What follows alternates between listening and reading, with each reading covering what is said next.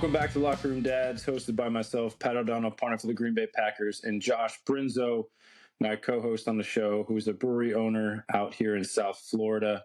Today on the show, we have an awesome guest. He is from Australia, and he is a fitness coach, a must-follow on Instagram for all the dads out there that are trying to lose that dad bod. He is a father of 2 boys, and he is a cancer survivor. So we're about to dig in onto some amazing information from this awesome gentleman here. But without further ado, we need to welcome Matt Fox to the show. Thank you, guys. Thanks, Pat, Josh. Good to be here. Of course, man. Oh, we're excited. We're excited to have our first Aussie on the show. Yes. Right. So they got to get acclimatized to the accent and everything. How many females just gravitate to you just for that accent? I don't know if it's from women in the States, but I think it's pretty common here. So not heaps, but it might be a different story. I know we were talking a little bit off air about how Australia is, but for all the people in America that have not been to Australia, can you paint a picture just real quick what it's like in Australia? Well, I can't speak for all places, but I'm sure you might be, or a lot of your listeners are familiar with the Gold Coast or Surfers Paradise. I live there, so it's nice. not a bad place. Great place. I'm about 15 minutes away from Surfers Paradise, the suburb. But yeah, so our it's like a little bit Florida type climate, I guess is the best way to tell it. Get too cold in the winter. We have, over the summer it gets a little bit wetter, or can get wetter. Very close to the beach. Oh man, this is it sounds like Florida but without kangaroos. I feel like there's just kangaroos like everywhere. I don't know if that's such an American thing, just to be like they're like kangaroos bouncing around trying to fight people everywhere. I haven't seen one in the wild for a very long time. Gosh. I was really hoping you said the opposite. I thought they were just like on every street corner. Pat's excited about that. No, but I mean, if you go, I could drive 30 minutes kind of inland and go to some national parks and things like that. You could maybe see them. Yeah. Oh, nice. But okay, so more important things. Let's talk about your kids. You have 2 awesome boys, right? Yep. I have a 6-year-old and as of last week, a 1-year-old. Oh, congrats. Right. Yes. 1 year old. Yeah. He made it. I'm still alive, I think. But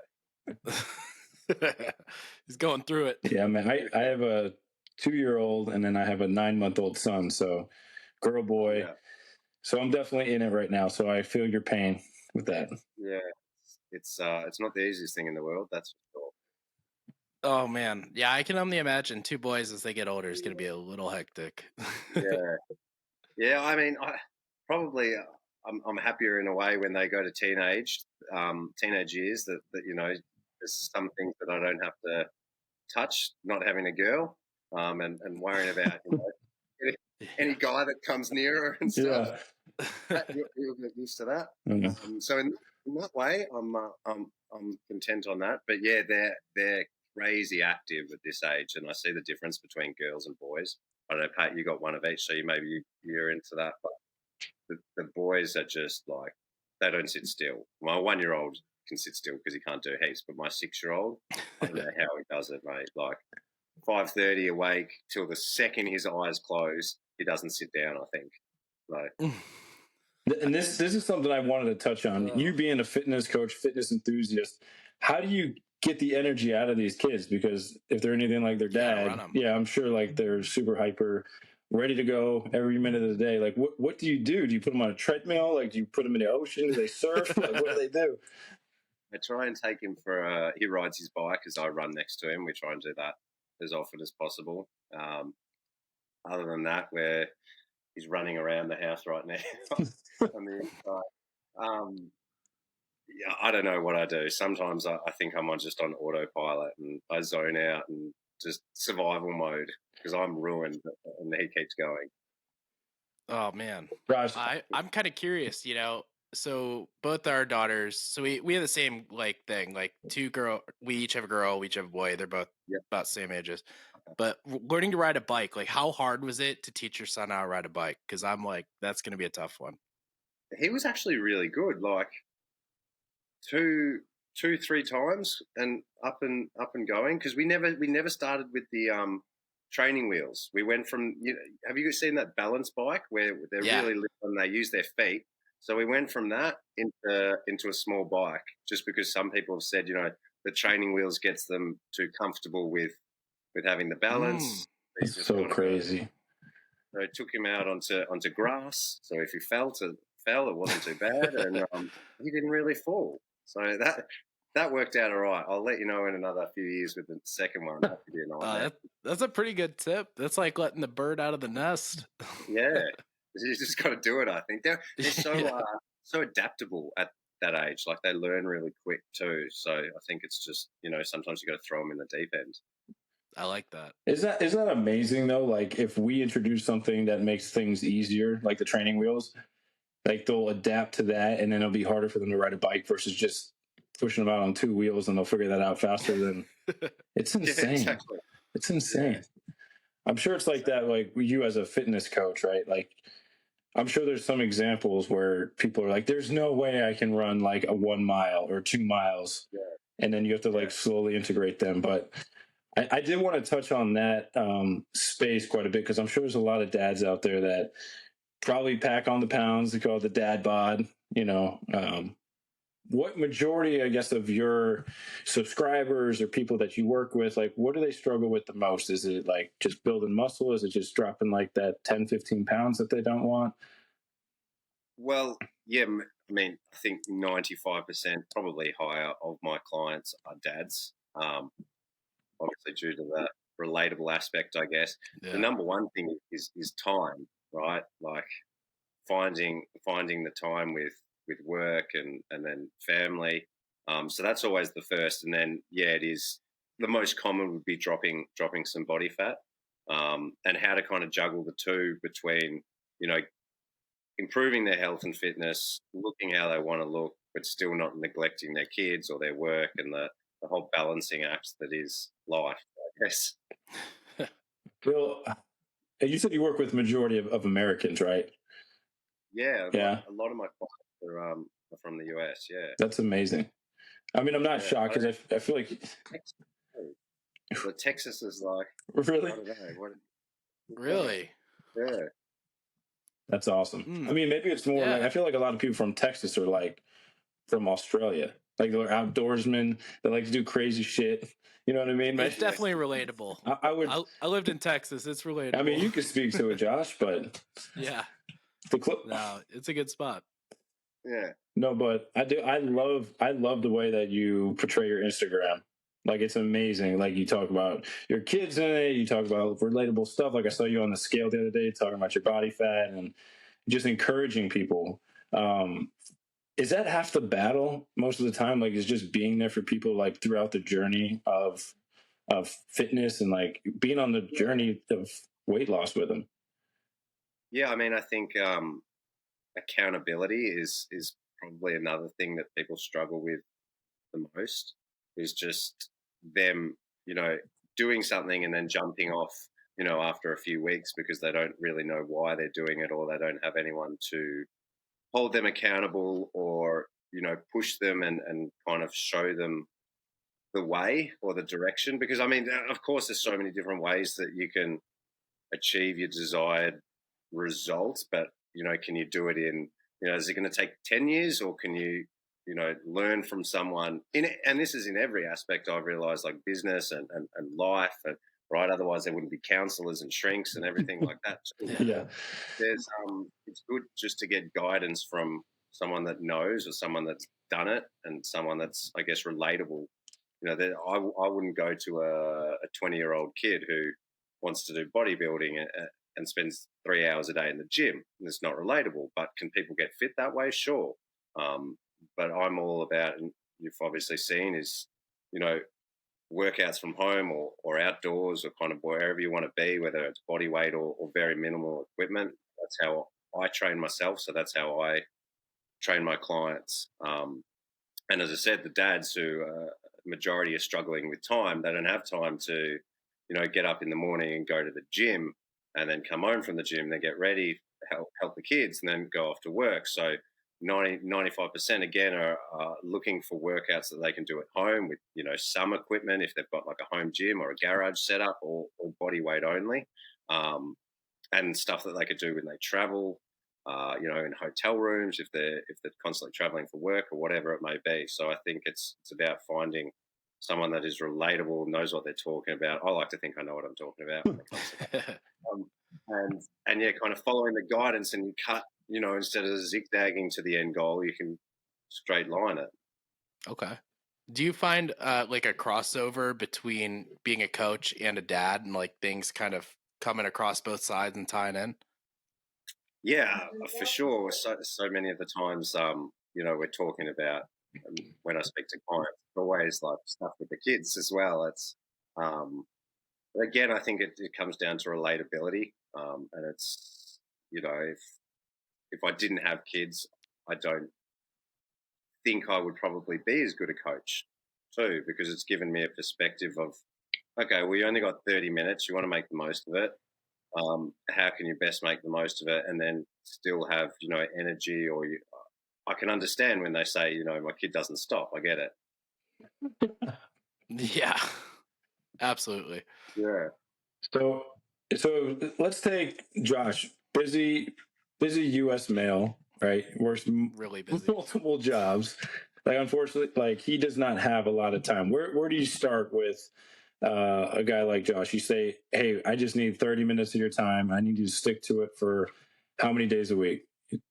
You do like 3-4 days, or like somewhere between 4 and 5 is like optimal. Obviously, 3 to 4 is still better than 0 or 1. And it's more about, so I've got an app which is kind of a subscription based, and I do also one-on-one coaching, which is fully tailored to the individual. So it'd be like if Josh tells me he can do 4 days a week, he's got 30 minutes only, he's got a pair of dumbbells at home, then I would, work that around the workouts where, whatever his goals may be, using those dumbbells that he can work out in a home space for 30 minutes. So yeah, there's a bit I need to know about the person, obviously. So, you can help them to the best of your abilities, but everyone's at different levels and different goals and fitness capabilities too. So yeah, it's a kind of a case by case basis. That's really great, though. I think that helps you stand out in that space rather than just like a catch-all. You're able to tailor it to each person.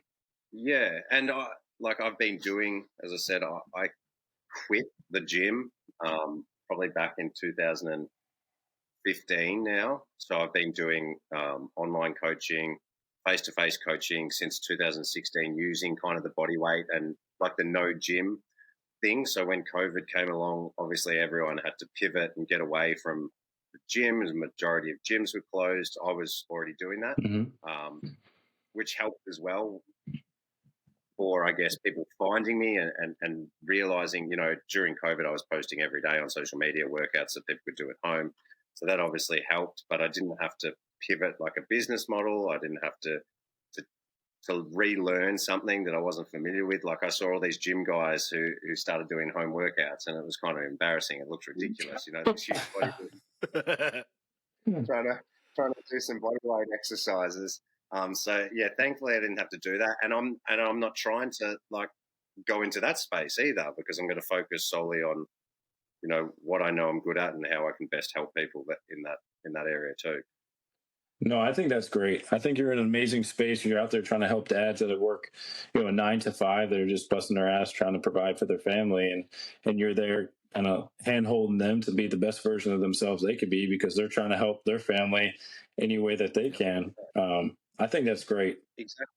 Yeah, and that's what I say to so many people. Like, it's not selfish if you take some time away, especially as dads. I'm speaking. It's not selfish for you to take some time away, whether that's 30 minutes or an hour or whatever it is, a couple of times a week, to work on yourself, whether that is like your mental state or your physical state or a combination, because I'm sure you've heard this as well. Like when you're at your best, everyone around you is going to get your best. So if you're actually doing your family, whoever it is around you, a disservice if you're not putting in your best efforts to present yourself in the best possible way. So, some people are like, oh, I don't want to put time away. But I'm like, man, if you lost 20 pounds, you'd be able to run around the playground with your kid, right?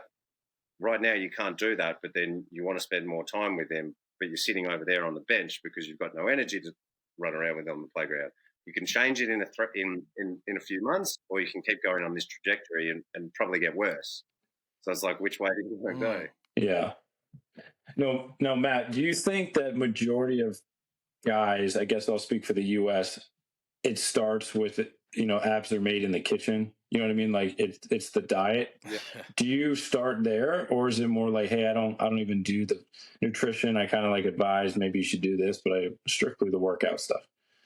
Yeah. No, I do nutrition. I've got a heap of experience myself and with clients dealing with all different types of diets and food intolerances or whatever it is. I agree in some respects, but I don't, you hear people say like it's 90-10 or 80-20, like in the kitchen.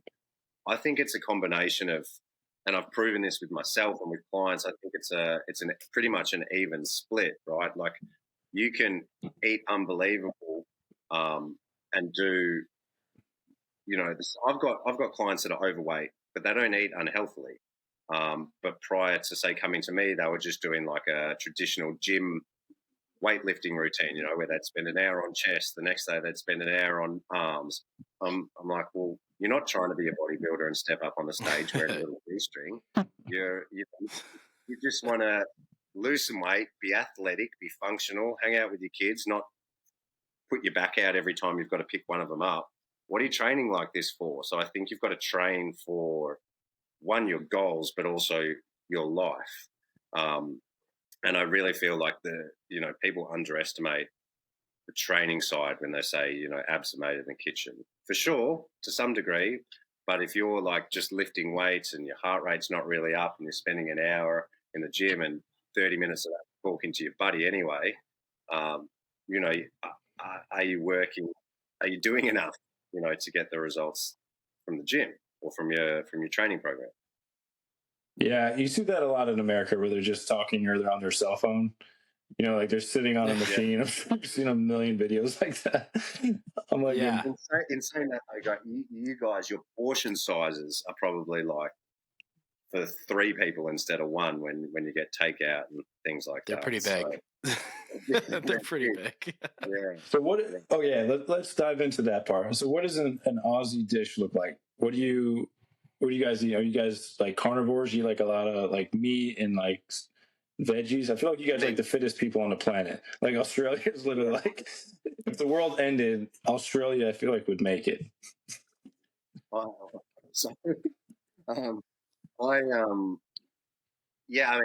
love like barbecuing and I've been vegan. I went vegan for like a year. Just one, I wanted to see how I reacted, and so I could relate to people that are. And I enjoyed it for a period of time. But geez, I love steak, so I just so that made it a little bit difficult. The fake meat just weren't cutting it. So yeah, I try and eat what you'd say healthy, but I also never deprive myself of something that I really want. And if that's a pizza or a burger or whatever, candy, sometimes like I can have it. And this is how I teach my clients as well, because you don't want to deprave yourself and then save up for a cheat day, because the cheat day rolls into, or a cheat meal rolls into a cheat day and a cheat weekend. And I think it creates an unhealthy relationship as well with food. Like, just have some discipline, you have a little bit of portion control, and you can still eat all your favorite foods or snacks or treats or however you want to put it. No, that's awesome. I'm glad you talked on, being a vegan or like vegetarian, because like I feel like that's a really talked about space, especially like in the NFL, and guys like, oh, this guy's going vegan, he has no inflammation, he has no this or that. Honestly, I just don't I think it's moderation. Like if you have a specific, if you do blood tests, or like if you have a specific thing that you can't eat, if you're dairy intolerant or this or that. But I think moderation, man, is like the best thing. If you're just an average dude, like I don't think you need to go like straight vegan. I mean, you could, like you could, like you did. Yeah. But then I dropped a lot of weight as well, and it's difficult. And when people like preach like, oh, how healthy a plant-based, well, yeah, it can be healthy, but the majority of these people are eating like the fake meat, right? That shit's horrible. So scary, right? Yeah. Horrible. The chemicals that are used in that is way worse than a slab of raw beef. Do you know what I mean? Yeah. Like, so if you're only going for, going plant-based or going vegan healthy, and you're smashing like that fake processed frozen meats, and well, you're wrong. Sorry. Yeah. No, that's. But I think, and what you said, it's moderation. Like if you cut down maybe your red meat. No one needs to eat a couple of steaks every day. I don't think that's great. But I think some portions of red meat or meat in general every week, coupled with lentils, legumes, things like that, vegetables, fruits, like balance. And as you said, if you get tests done and you've got intolerances or you need specifics, and at elite level of athletes, they dig in a little bit deeper. But the average dad's not going to go and get like a full set of blood work done, body right, thousands of dollars to see if they're got a 10% allergy to a sausage. So. Even if they did, they'd be like, oh, I'm not cutting that out of my diet. Whoops. Yeah. Whoops. Exactly. But do you carry this over to with the boys? Like, do you say like, hey, you're going to eat what I eat, or are you more lenient? Because I feel like I'm pretty strict myself, like being an athlete. Yeah. And then I sometimes, like my daughter's like a soft spot for me. And I'm like, oh, like, because when she was like, probably your son's age, like 1 year, she loved broccoli, like straight up like purees. Yeah, but now I feel like I'm kind of like introducing her to the cookie and that kind of thing. But I didn't know if it carried over for the kids also, because I think it's a huge thing for the parents to be the example, like for the kids. 100%. And sometimes it's tough too. Yeah, really tough. And I made a video a while ago. I don't exactly remember the context of it, but it went like semi-viral because it stirred up a little bit of anger. And I was basically saying, like the parents, or if you've got kids and you're going to fast food, like it's out of laziness. It is. Like eating healthy doesn't have to be expensive or time consuming. Does it take a little bit of education and knowledge? Sure, I get that. But if you want, your kids to thrive, then I'm sure it would be worth that little bit of time to educate yourself. But to answer your question, yes, my 1-year-old eats absolutely all the good stuff, like the broccoli. The 6-year-old won't touch it now. Because I think he's a bit cluier of, he knows he's got a bit of his own voice now. Obviously, we still encourage, he's never been to McDonald's, for example, my 6-year-old. He's never walked inside one. I think the only fast food he's ever had is pizza. Sometimes in Australia, it's not even considered fast food, if you get to a restaurant. So, we try and carry that over. I can't remember the last time I've had McDonald's, for example, either. But, Yeah. That's okay. You're doing good if you can't remember. Yeah. I mean, I've seen all the stuff that came out like with McDonald's, and I'm not trying to bash McDonald's right now, but like it's not food. You know what I mean? Like if you're going to eat food and indulge, like have a great pizza or coal-fired pizza or something like awesome like that. Don't put like chemicals in your body. Yeah, exactly. Like if I really want to be a pig, and it's Friday right now for me. I know it's Thursday night, so Friday nights I normally pull up my socks and have a bit more of a go. But for me, that would be like, extra steaks and potatoes and veggies, and then, maybe a bowl of oats and honey. And I just eat more of foods that I really love. And it's not because I'm like, oh, I can't have that If I want a burger tonight, sure, I'll have a burger, but I'll probably make it because I feel like you can make them yourself nicer than any takeout place anyway. And at least you know what's in That's it. true. And you're using real food, as you said. So that's why I always say, if you can cook and you can make it, 95% of the time you can make something better than you can from one of those fast food outlets anyway. For sure. Yeah, I think a lot of people get scared when they think about like cooking on their own. And Yeah. then you can like throw a steak on or a burger and it's so easy. Just throw it on the grill. It doesn't take much time at all. It's easy.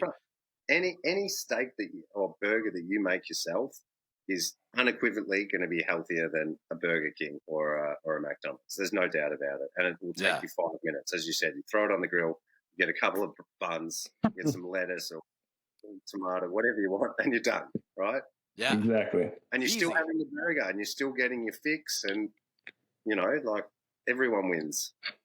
Yes. I'm glad we touched on nutrition. I think it's huge. And I wanted to pivot into your story, like dealing with cancer, because I think it's a huge thing, especially for males. Like, I think there's a correlation between what you put in your body and like what happens. But unfortunately, like what happened to you, you're like one of the fittest guys I've ever seen on Instagram. I mean, I don't know you personally, but like I feel like I do right now. But like I know you being vulnerable right now and talking about this is like probably hard to talk about. But could you just talk a little bit to the people how important it is just to like get in tune with your body? I mean, some people don't even know when the warning signs or the lights come on in their body. That's true. Yeah.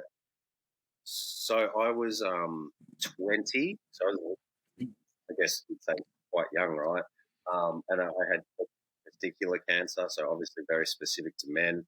I know since doing research that it's actually, I'm speaking for Australia, it is like the second most common cancer between 15 and 30-year-olds, behind skin cancer.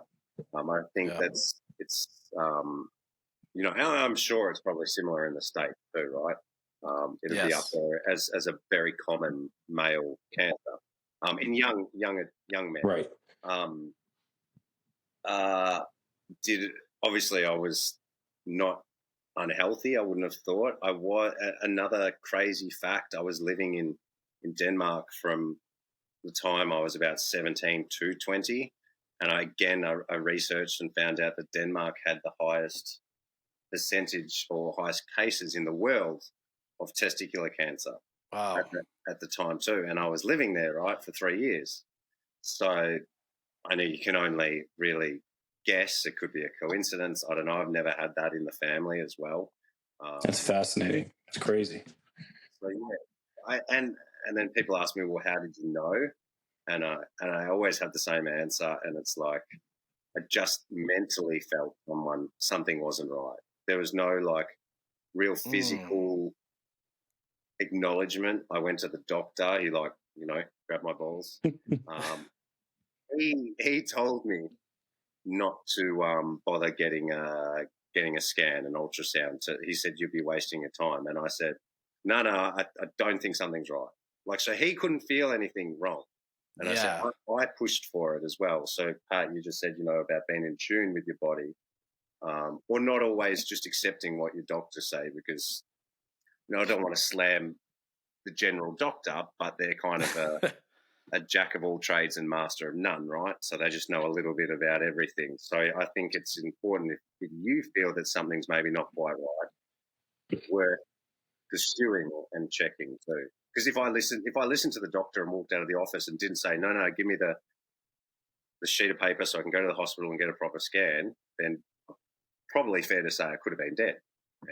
Yeah. I mean, that's great advice too. Just saying, if you believe it, you think something's up. I mean, listen, you knew and you caught it because I'm the one paying felt for it. the scan. So it's like if I was Yeah. Yeah, absolutely. I think it comes down to like what you said. That's wild. I mean, I know obviously every situation is different and some people may doubt it, but I think the best advice that you're giving is, even if you have a gut feeling, it's worth kind of checking into. Yeah, I mean, and it turns out that the doctor was right. Well, that's a bloody good result, right? Because you want them to say, no, nothing's wrong, and then confirm that. not just, oh, no, nothing's wrong. And then a year later, you're like, oh, you've got 2 weeks to live because you didn't follow up on what you thought and you listened to someone. Right. I think it comes down to, like you said, That's being advice. That's really good advice. It's something we haven't talked about on this show, and I think also doesn't get talked about enough in general. So, sure, I mean, I appreciate you really sharing that. I think men tend to brush things aside a little bit more when it comes to their body or their health, and going to the doctor and actually being vulnerable about if they could have an issue, whether that's physical or mental, for sure. I mean, it's improving. It's improving, but I don't think it's enough.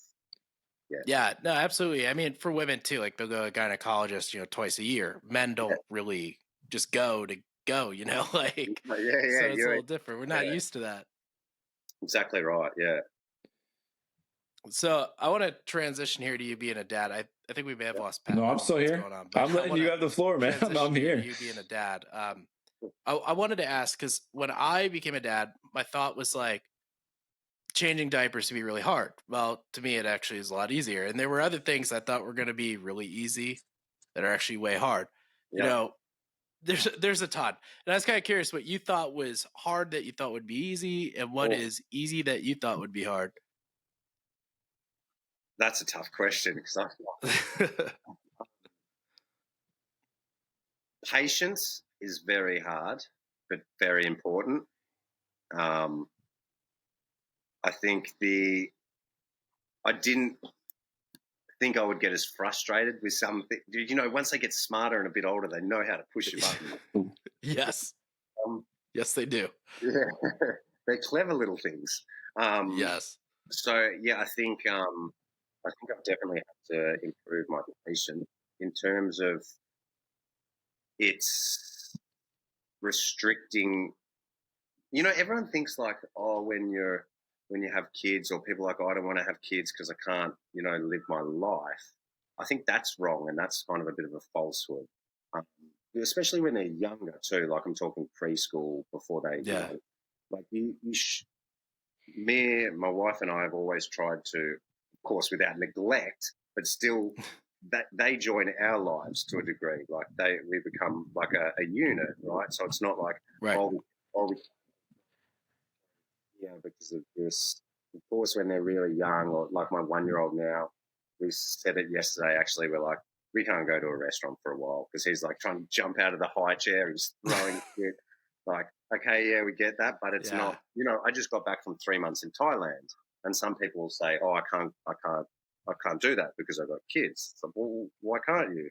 Well, they can't get on a plane with you, and they can't experience a different country, or why? So I think people expect that their whole life comes to a standstill when it shouldn't. And again, that probably transitions into like fitness and health, right? You're like, oh, I can't work out because my kid's going to get up at 6. We'll get up at 5, mate. Right. Like 5 a.m. club. Yeah. Yeah. Man. No, that's fair. That's really fair. Yeah. It's a tough balance, sometimes it's like, of course, yeah. How do you manage these crazy kids and everything? And that's the thing you got to find out. And exhausting. It really is exhausting. I think being a parent is like, I think that the hardest job. Like I couldn't do what my wife does. Like, obviously I work, and she kind of, is the majority keeper, I guess you'd call it, or mum. Yeah. Obviously I help out, when I'm around and when I can, but that's kind of, she's good with that. I'm good with that. It works for us. I couldn't do much. I can't last like a couple of hours without needing a nap. I'm the same way, and my wife says the same thing about me. She's like, you couldn't do what I do all day. I think the hardest thing is, like, you could be having the absolute shittiest day. I mean, the worst day. And when you see your kids, you just got to put on a smile and be like, hey. Yeah. And that's hard sometimes. It's really hard.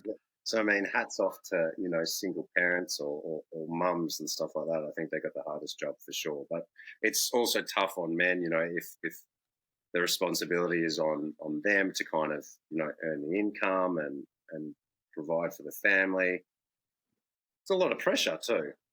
Yeah. And stress. And sure. I totally get why, people fall out of shape and their health kind of takes a back seat, because it's real stressful and tiring.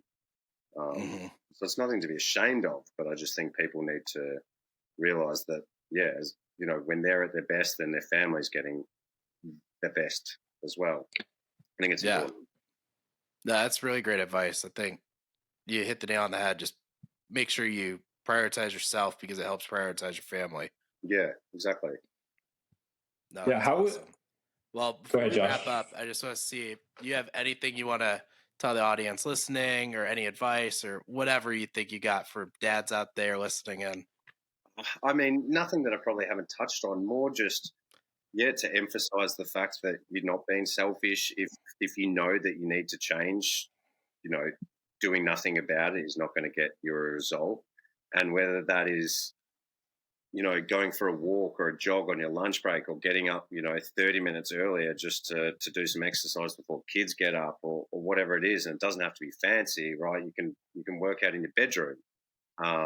If I did that, my wife would probably bash me at 5 a.m. But I go downstairs to the garage. But it's like, I think it just doesn't need to be complicated. You don't need fancy machines. You don't need gyms. I think it's all just about, getting moving, whatever that is to you. If you've got something you love, hiking or riding your bike, like, just try and do more of that, or take your kids for a bike ride, or take them for a walk, or take the dogs for a walk, whatever it is, just so you're moving. That's really good. Listen, I can't thank you enough for being on today. I think you brought some crazy great advice that we haven't had on here. I mean, you hit on everything. You're talking how to improve lives. I mean, it's great. So, Matt, thank you for being on.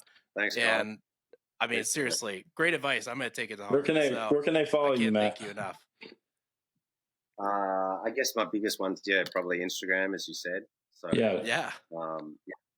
Maddie. Follow everyone. You gotta follow him. Yeah, that's probably my main one. I've got some YouTube, I've got some other things, but Instagram would be the main one, and you'd find everything else from there anyway. Yeah, it's a must Thank follow. You, Matt. And listen, everyone listening to Locker Room Dads, we drop every Wednesday. You never know who we're gonna have on next. See ya.